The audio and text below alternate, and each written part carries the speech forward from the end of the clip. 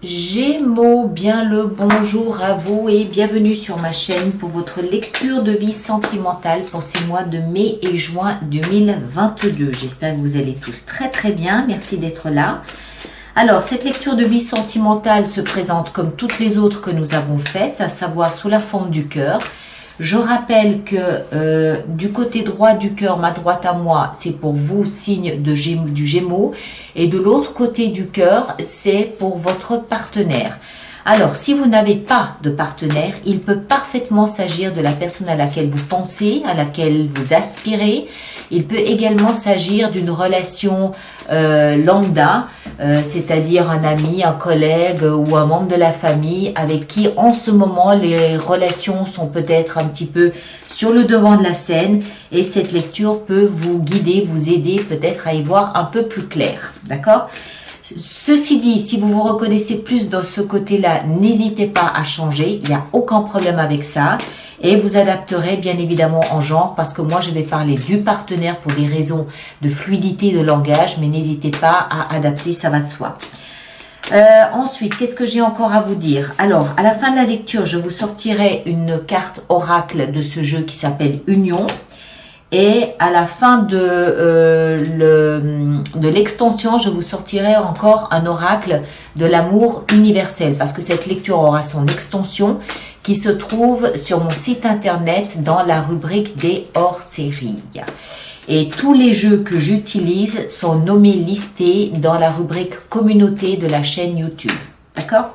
Voilà, je crois qu'on a tout dit cette fois. Alors, on est parti.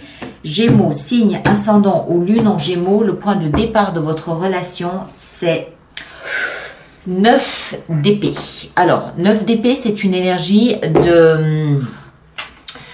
obsédante. Obsédante. Alors, ça peut aller dans tous les sens. Hein. Ça peut être quelqu'un ou une relation tout au moins à laquelle vous pensez en permanence, qui occupe tout votre esprit, qui occupe tout l'espace.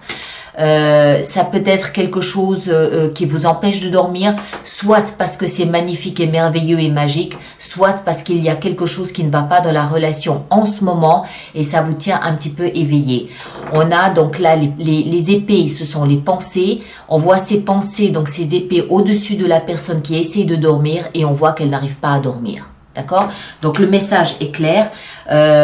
Pensée obsédante en ce moment entre vous deux concernant la relation. Alors, on continue, on va essayer d'en savoir un petit peu plus.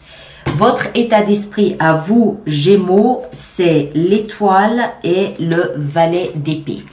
Alors, vous êtes tourné vers quelque chose de positif parce que vous êtes tourné vers l'étoile.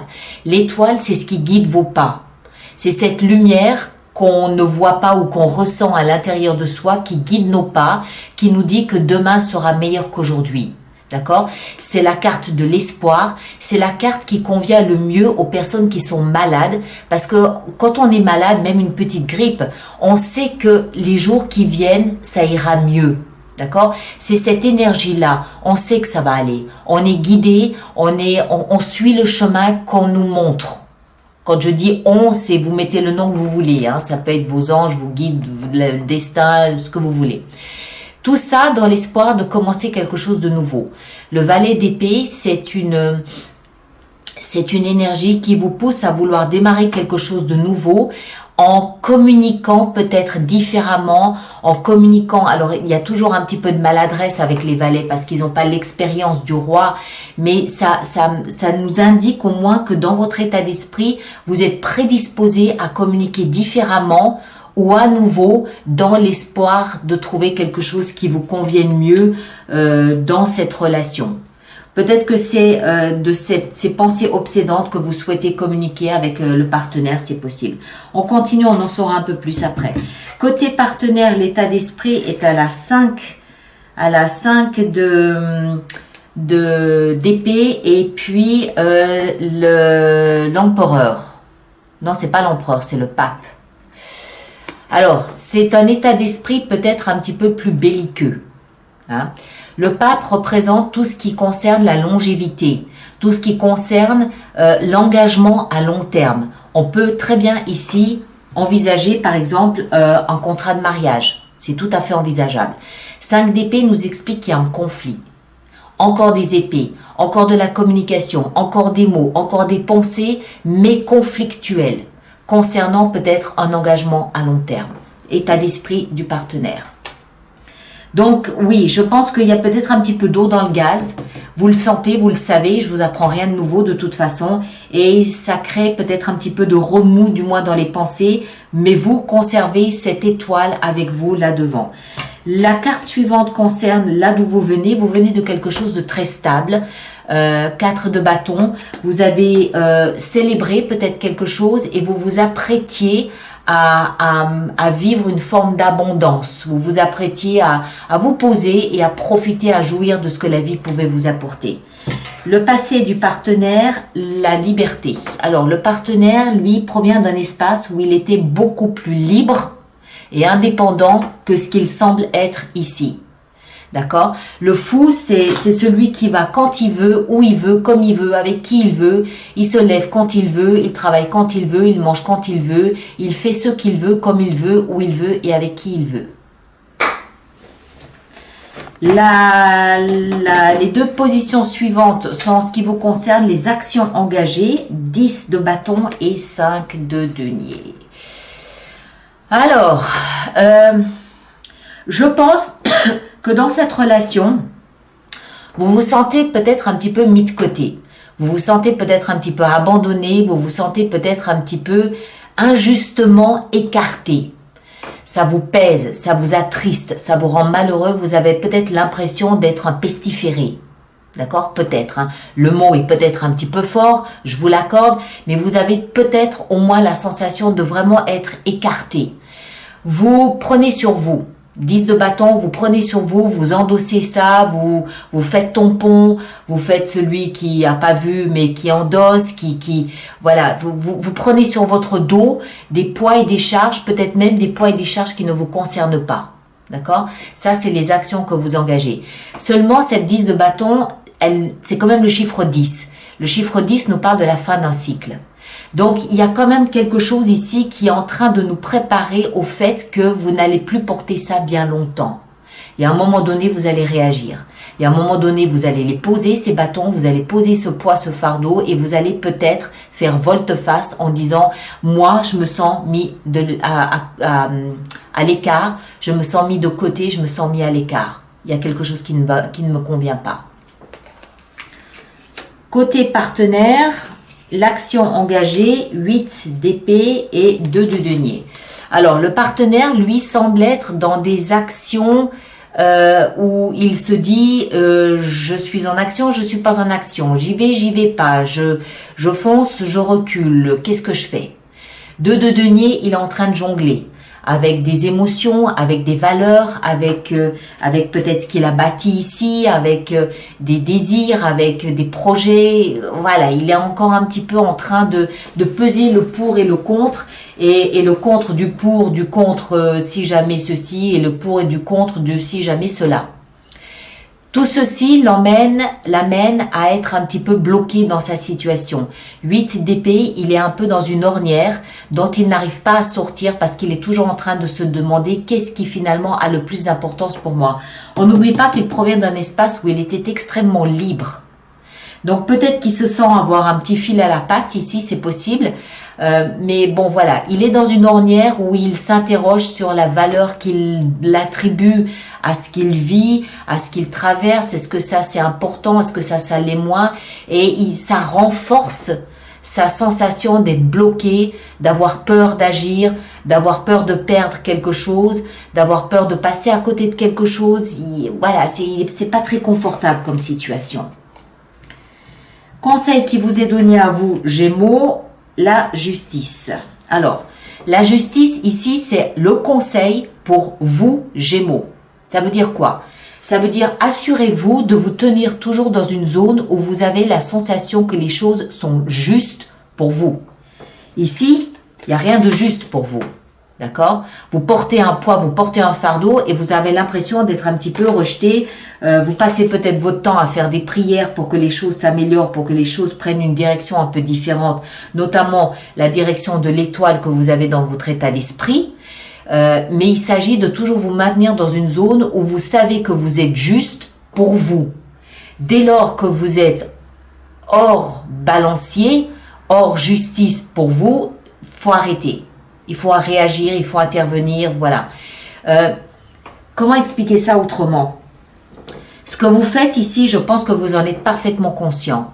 Jusqu'à aujourd'hui, même si vous aviez l'impression que c'était pas forcément très équilibré, très juste pour vous, que vous preniez un peu sur vous pour un petit peu faire semblant que tout cela est bien équilibré, jusqu'à aujourd'hui, ça va. Mais ça commence à peser. D'accord? Ça commence à peser. Donc, assurez-vous que les actions que vous prenez, que vous faites, les décisions que vous faites, les choix que sont les vôtres, seront dans votre impression d'être juste pour vous. Vous occupez pas de l'autre. Vous occupez pas des autres, de la société. Cette justice, c'est la vôtre. D'accord? Donc, il est possible aussi qu'à un moment donné, ce tranchant de justice intervienne et vous dites, ok, stop, ça suffit. Moi, je porte trop de choses ici. Je ne reçois peut-être pas suffisamment. J'ai besoin que les choses se passent autrement. J'ai l'espoir d'un meilleur. Mais je vais pas attendre 25 ans non plus. D'accord? Conseil donné à votre partenaire, la reine de denier. Alors, conseil donné ici au partenaire, c'est avant d'être capable de décider, avant d'être capable de décider de ce qui est important pour lui ou pas, il est nécessaire que votre partenaire prenne soin de lui. Il faut qu'il s'entoure de maternants, qu'il s'entoure de ce côté très, très empathique, très sensible, très maternel, qu'il prenne soin de lui, qu'il veille à son image, qu'il veille à sa prospérité, qu'il veille à sa bonne hygiène de vie, qu'il veille sur lui. Il faut qu'il dorme, il faut qu'il mange correctement, il faut qu'il ait une bonne et une belle hygiène de vie. Conseil donné. Et quand il sera bien équilibré, bien en phase avec lui-même, à ce moment-là, il lui sera peut-être plus facile de peser le pour et le contre, du pour, du contre, du contre et du pour. Et à ce moment-là, peut-être plus facile, encore une fois, de prendre une décision qui va dans le sens d'une justice pour tous les deux. D'accord? L'issue vraisemblable de votre relation à ce stade, c'est le valet de bâton. Très bien. Le valet de bâton, il nous prépare à un nouveau départ. Un nouveau départ dans la joie, dans l'enthousiasme, dans les fous rires, dans la vitalité de la vie, dans l'envie de croquer la vie à pleines dents. Il y a quelque chose de très volcanique, il y a quelque chose d'éruptif, il y a quelque chose d'une montée de sève. Donc ça peut très bien être, ok, je pense qu'il faut qu'on discute un petit peu ici, il y a 2-3 choses qu'il faut qu'on mette à plat, tout à fait. Ou alors chacun va à son chemin et commence quelque chose de nouveau, mais je ne pense pas. Moi j'ai l'impression qu'il y a un réétalonnage des énergies et de ce que je donne et de ce que je perçois et de ce que je veux et de ce que je désire et de ce que je rêve et voilà. Il y a un réétalonnage à mon sens de la relation ici. D'accord ? Alors, maintenant, on va vous sortir un petit oracle pour voir si on peut apporter quelque chose de plus. Alors, selon le concept de l'auteur de ce jeu de cartes qui s'appelle Union, vous devez être attentif à la couleur de la carte, à son titre et également aux 3 mots-clés qui vous seront donnés. D'accord ? Soyez attentif à ce que ça fait émerger en vous. Qu'est-ce que ça vous inspire? Qu'est-ce que ça révèle? Qu'est-ce que ça vient réveiller en vous? Alors, on a... Celle-là, elle ne veut pas venir, donc je prends la suivante. Oh, punaise, c'est pas vrai. Je crois que la moitié des signes doit avoir cette carte. Le vert, simplicité, et les 3 mots-clés sont nature, existence et jouissance. D'accord? Qu'est-ce que ça initie en vous? Voilà. Alors, on va faire maintenant, on va préparer notre extension pour ça. Alors, donc je rappelle pour tous ceux pour qui cette lecture fait résonance qu'il y a une extension qui se trouve dans la rubrique hors série du site internet. Et puis, on va voir ce que l'on a ici. Alors, d'abord, la 9 d'épée, le point de départ de la relation avec la 9 d'épée. Qu'est-ce qu'on a? On a le chevalier de coupe. Ok, très bien. Ça concerne effectivement vos émotions. Après, votre état d'esprit est cette étoile avec le valet d'épée. Qu'est-ce qu'on a? On a la 10 d'épée. Waouh! Ouais, vous semblez être un petit peu torturé quand même dans la tête là. Hein. Enfin, c'est pas fun tous les jours quoi. C'est pas Disneyland tous les jours là dans votre. Et ici, pour le partenaire dans son état d'esprit, il a aussi une 10, mais pas la même. 10 de coupe. Bonheur total. Il faut réétalonner là. Il y a un décalage. Les actions que vous vous engagez ici, avec la 10 de bâton, on a la 4 de coupe. Ok. Et le partenaire, le monde. Ouais, ok.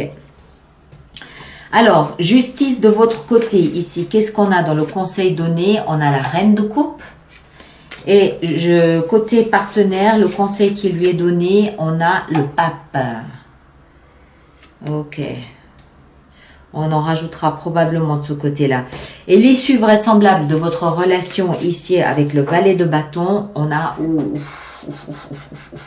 le diable. Je vais en rajouter une. Le valet de denier. Bon, il y a quand même deux notions de nouveau départ. Deux notions de nouveau départ, mais il va falloir, à mon avis, il va falloir nettoyer quand même 2-3 petites choses là. Il faut que vous nettoyez 2-3 petites choses. Bon, on va voir tout ça en détail. Alors, dans un premier temps, vous allez voir votre signe ascendant et votre signe lunaire pour compléter la lecture. Ça va vous donner d'autres indications, notamment sur votre état d'esprit et tout ça. Merci de partager, de liker et de vous abonner si ça n'est pas déjà fait. C'est important pour moi, s'il vous plaît, et pour les algorithmes de YouTube. Et puis, je vous remercie aussi surtout de laisser vos messages sur YouTube pour les autres personnes du signe ascendant ou lune en gémeaux. C'est toujours intéressant de savoir comment les collègues naviguent à travers ces énergies. Voilà. Et nous, on se retrouve le 25 mai prochain pour les lectures intuitives du mois de juin. D'accord? Merci à chacun d'entre vous et à très bientôt. Merci beaucoup.